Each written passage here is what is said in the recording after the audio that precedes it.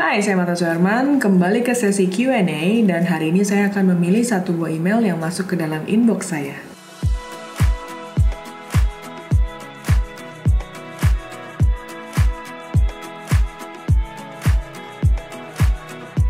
Makasih banget buat teman-teman yang udah kirim email ke martasuherman@gmail.com dan hari ini saya akan pilih satu buah email dari teman-teman, yaitu email dari Yordan Hakimadiasa. Nah, ini alamat emailnya adalah desmainisandra@gmail.com. Nah, di sini ditulis, "Pagi Kak Marta, salam kenal Kak, saya Sandra. Instagramnya @sandrayordan_makeup. Saya baru lihat channel YouTube Kak Marta. Saya amatiran, jadi untuk foto makeup saya di Instagram, saya take foto sendiri dengan handphone Xiaomi, Redmi, dan ring light. Karena keterbatasan ilmu dan biasanya edit di Instagram dan PixArt, mohon pencerahan dan koreksi dari Kak Marta untuk foto-foto agar bagus di-post di Instagram. Saya kirim foto-foto amatir saya. Terima kasih Kak Marta sudah berbagi ilmunya. Sukses terus karya-karyanya." Di sini juga dilampirkan 3 buah foto. Jadi foto yang pertama, dan foto yang kedua,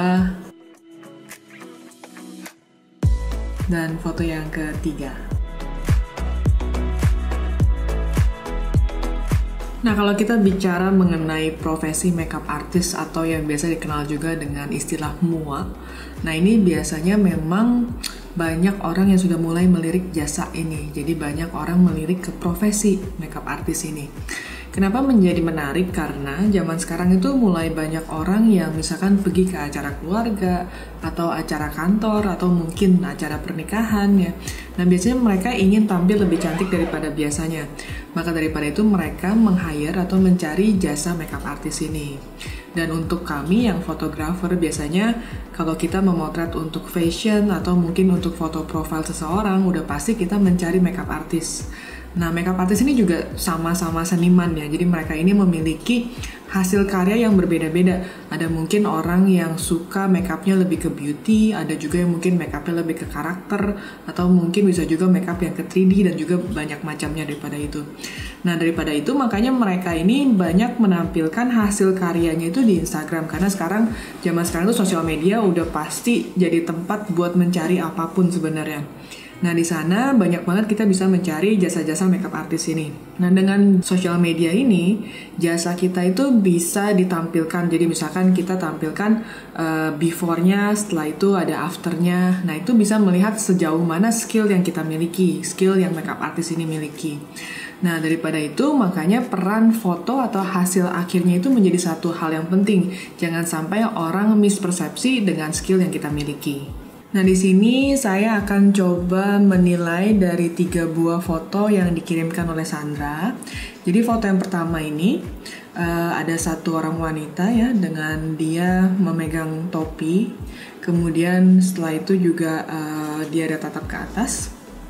Nah, di sini ada beberapa detail-detail seperti ada tulisan silent moment, terus kemudian ada tulisan karena wanita ingin dimengerti gitu ya. Nah, ini sebenarnya cukup baik, tapi kalau saran saya, kalau kita ingin menampilkan foto beauty atau hasil makeup kita, sebaiknya mungkin tidak terlalu banyak detail yang mengganggu. Karena kalau menurut saya di sini tulisan silent moment atau misalkan karena wanita ingin dimengerti ini jadi satu unsur yang cukup mengganggu. Jadi kita itu tidak tertuju kepada make up-nya itu sendiri, tapi kita tertuju kepada tulisan-tulisan yang lainnya.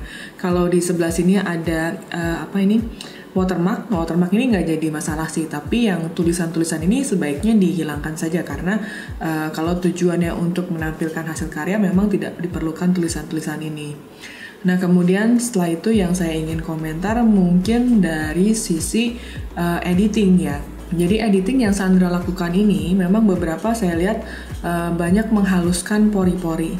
Jadi pori-pori itu kalau terlalu halus juga hasilnya tidak maksimal karena kesannya tidak seperti manusia tapi lebih kayak manekin atau kayak lukisan gitu ya.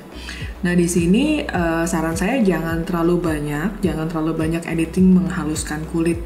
Jadi biarkan saja natural. Mungkin yang nanti akan perlu diperhatikan adalah lebih dari kepencahayaannya.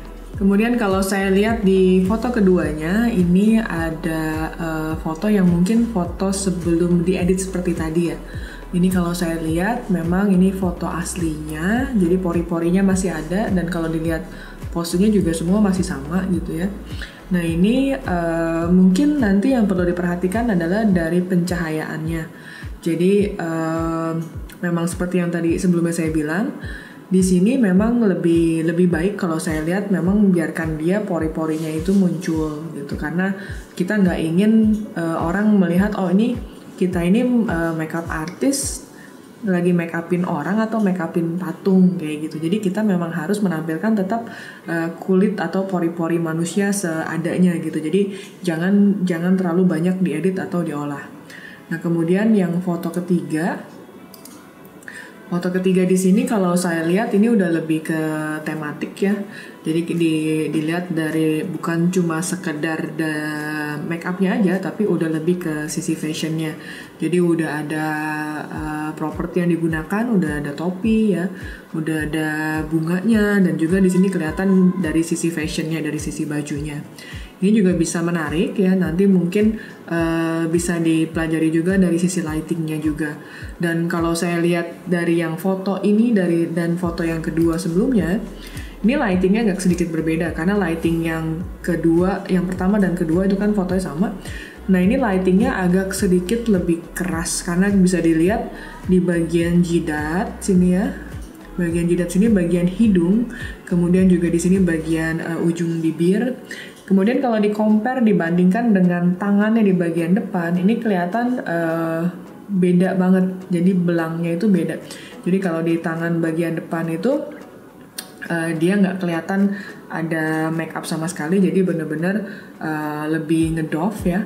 Nah di sini banyak part-part yang menjadi part glossy gitu, part-part yang mengkilap. Nah ini juga nanti peran dari pose yang kita tentukan tuh menjadi satu penting, karena kalau misalkan kita memotret seperti ini memang agak sedikit mengganggu antara posisi tangan dengan posisi muka, karena tangan ini kan posisinya lebih depan dibandingkan mukanya dia. Jadi ini kesannya tangannya itu lebih besar. Jadi kalau teman-teman lihat di sini di dalam frame ini, kalau saya taruh tangan saya lebih depan, ini otomatis tangan saya ini menjadi satu foreground yang cukup mengganggu gitu. Jadi sebisa mungkin kita harus bisa meletakkan tangan ini di posisi yang pas, jangan menjadi gangguan dalam hasil foto kita. Nah di video kali ini saya akan share tips and trik bagi teman-teman yang berprofesi makeup artist supaya bisa menampilkan hasil fotonya lebih maksimal.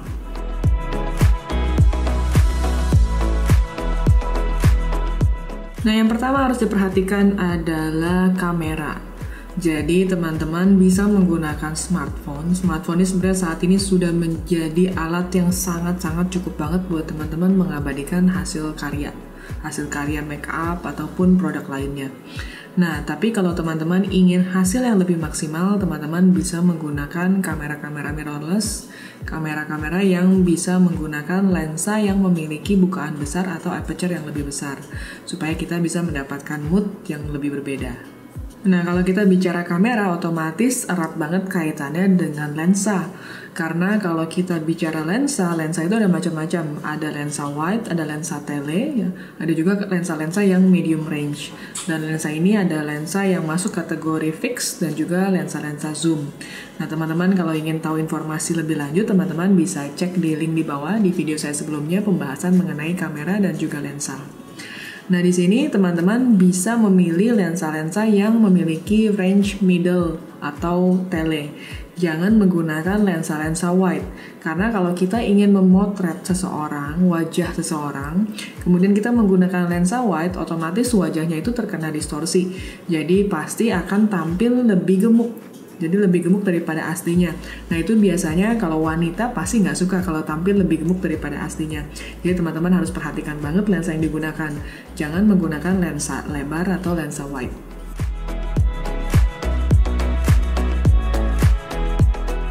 Kemudian peralatan lain yang dibutuhkan selain kamera dan lensa adalah lampu atau lighting. Nah teman-teman mungkin pernah ngeliat ya, jadi kalau makeup artist biasanya kan ada satu koper yang beauty case itu pasti ada lampunya tuh. Nah lampu di situ sebenarnya sudah cukup banget, Tapi kalau teman-teman ingin lebih daripada itu, teman-teman bisa menyiapkan yang namanya ring light. Kenapa ring light ini menjadi menarik? Karena pada saat kita memotret model atau talent kita ini, nah teman-teman bisa lihat di dalam bola matanya itu ada seperti lingkaran. Nah, lingkaran itu pantulan dari si ring light ini sendiri. Jadi biasanya banyak banget orang yang suka banget dengan efek dari si ring light itu. Nah, kalau tadi kita udah ngomong mengenai kamera, lensa, dan juga lighting, nah sekarang yang teman-teman harus explore adalah angle. Jadi angle ini menjadi satu hal yang penting bila kita ingin menampilkan hasil karya kita. Jadi kalau foto make up, foto beauty ya, nah biasanya ada beberapa angle yang harus diperhatikan. Jadi biasanya udah pasti itu harus tampak depan, itu udah harus mutlak bisa dan tampak depan. Nah kemudian biasanya kita akan mengambil yang mungkin sedikit lebih miring ke kanan, atau mungkin sampai miring sekali gitu ya, sampai 90 derajat, dan demikian sebaliknya, di sisi sebaliknya di bagian. Nah, kalau misalkan teman-teman lihat juga, ada beberapa angle juga yang harus diperhatikan adalah angle ketika dia menutup mata atau melihat ke bawah. Tujuannya adalah untuk melihatkan bagian eyeshadow atau bulu mata ya, atau hiasan-hiasan di sekitar mata ini supaya tampak lebih jelas dan lebih detail. Jadi biasanya kalau kita buka mata kan otomatis makeup ini di bagian mata eyeshadow nggak gitu kelihatan. Tapi ketika dia menutup mata atau melihat ke bawah, detail di atas mata ini biasanya lebih nampak. Nah, kadang-kadang yang suka kelupaan itu kalau saya perhatikan dari makeup artist, kadang-kadang mereka lupa menampilkan foto sebelumnya. Atau kadang-kadang mungkin ada klien mereka yang tidak suka ditampilkan foto sebelumnya. Nah, itu sebenarnya tidak masalah, itu kembali ke perjanjian kita dengan si talent atau klien kita itu. Nah, apakah dia suka ditampilkan foto sebelumnya atau hanya ditampilkan foto akhirnya saja. Nah, yang pasti informasi ini harus jelas. Jadi jangan terlalu banyak meletakkan properti atau ornamen dalam sebuah foto. Jadi namanya beauty shot atau foto yang benar-benar menampilkan hasil makeup dibuat sebisa mungkin hanya dari bagian dada ke atas. Jadi nggak benar-benar yang dilihatkan satu badan gitu. Karena kalau kita tampilkan satu badan, biasanya yang kita lebih ingin tonjolkan adalah fashionnya dia. Jadi bajunya kah gitu ya. Nah itu biasanya lebih ke sisi itu. Karena wajahnya ini jadi nggak terlalu kelihatan atau nggak terlalu ke fokus. Tapi karena kita atau orang yang memiliki profesi makeup artist, otomatis yang harus ditampilkan adalah sebatas makeupnya itu sendiri. Nah kemudian apa kabarnya dengan orang-orang atau makeup artist yang menguasai hairstyling juga? Jadi hairstyling atau hairstylist ya, nah itu adalah ilmu untuk menghias rambut biasanya. Nah ini menjadi satu part yang penting juga kalau teman-teman mungkin makeup artist dan juga merangkap mungkin satu tim dengan orang-orang yang bisa melakukan hairdo. Nah itu menjadi informasi yang penting juga untuk disampaikan dalam sosial media kita. Jadi tidak hanya bagian muka, kalau tadi muka saya katakan ambil dari bagian depan, samping kiri, samping kanan. Sama halnya dengan rambut. Nah rambut juga kita harus tampilkan dari sisi depan, sisi samping kanan, samping sisi kiri, kemudian juga dari bagian belakang. Jadi informasi itu harus benar-benar tersampaikan di dalam setiap foto kita. Nah setelah itu yang harus diperhatikan adalah lokasi pengambilan foto itu sendiri. Jadi mungkin teman-teman pernah lihat nih ya hasil karya orang, fotonya gitu ya. Nah hasil backgroundnya itu berantakan misalnya, terlalu banyak informasi di belakangnya, ada orang lalu lalang atau apa. Nah kalau teman-teman ingin yang lebih gampang, sebenarnya teman-teman bisa mencari tembok. Jadi coba cari tembok yang polos. Jadi jangan menggunakan tembok yang terlalu banyak detailnya, misalkan tembok yang memiliki wallpaper warna-warni gitu ya. Nah itu bisa mendistract atau mengganggu hasil karya kita. Jadi sebisa mungkin coba cari background yang berwarna polos. Nah kemudian setelah itu kita juga harus memperhatikan detail. Jadi detail itu menjadi satu part yang sangat-sangat penting ya di setiap foto apapun. Jadi di sini kalau kita ngomong make up itu ada macam-macam. Jadi make up untuk wajah itu biasanya ada yang doff, ada yang semi gloss, ada juga yang gloss. Nah itu biasanya beda di highlightnya. Jadi highlightnya itu macam-macam banget. Nah teman-teman harus tahu nih make up yang dibuat make up yang seperti apa. Apakah kita make up yang doff, semi gloss atau yang gloss, benar-benar gloss. Nah, teman-teman harus menampilkan itu sesuai dengan konsep yang kita ingin tampilkan. Karena manusia itu kan memang berkeringat ya. Jadi kita itu memiliki pori-pori dan kita itu berkeringat. Pada saat kita bergerak, misalkan si modelnya ini udah bergerak berapa lama, terus kemudian kita foto. Nah, ternyata banyak keringat-keringat yang keluar atau highlight-highlight yang muncul. Nah, ada kalanya sebelum pemotretan kita harus bersihkan dulu. Jadi harus pastikan yang kita ingin tampilkan itu seperti apa, make up-nya seperti apa. Jangan sampai kita ingin menampilkan make up yang doff, tapi hasilnya ternyata terlalu gloss karena keringat dari si talentnya. Nah, yang terakhir yang juga menjadi poin penting dalam ingin menampilkan hasil karya kita adalah editing. Jadi banyak banget teman-teman yang baru mulai fotografi kebanyakan overdone di editingnya. Jadi biasanya nih tendensinya kalau teman-teman yang baru belajar cenderung ingin menampilkan warna yang lebih saturate. Nah, warna saturate ini ada kalanya bagus, ada kalanya juga tidak bagus. Jadi kita harus tahu warna yang paling sesuai dengan karya atau mood yang ingin kita tampilkan. Nah, kemudian setelah itu juga jangan mengedit terlalu berlebihan. Jadi misalkan pori-porinya hilang atau mungkin dibuat terlalu glossy atau dibuat terlalu glowing gitu ya. Jadi sebisa mungkin editing seminimal mungkin karena yang kita ingin hasilkan adalah hasil make up kita itu. Jadi bukan dari foto untuk untuk sebuah seni yang benar-benar diolah sedemikian rupa gitu. Jadi karena kita ingin menampilkan makeup, sebisa mungkin makeup itu tersampaikan informasinya dengan baik dan benar. Nah, demikian tips hari ini dari sesi Q&A buat teman-teman yang ingin bertanya sesuatu atau ingin fotonya dinilai oleh saya. Silahkan email ke matasuherman@gmail.com. Dan juga buat teman-teman yang ingin request tema berikutnya, silahkan tulis di bawah. Dan jangan lupa like, comment, subscribe, dan juga share. Thank you for watching.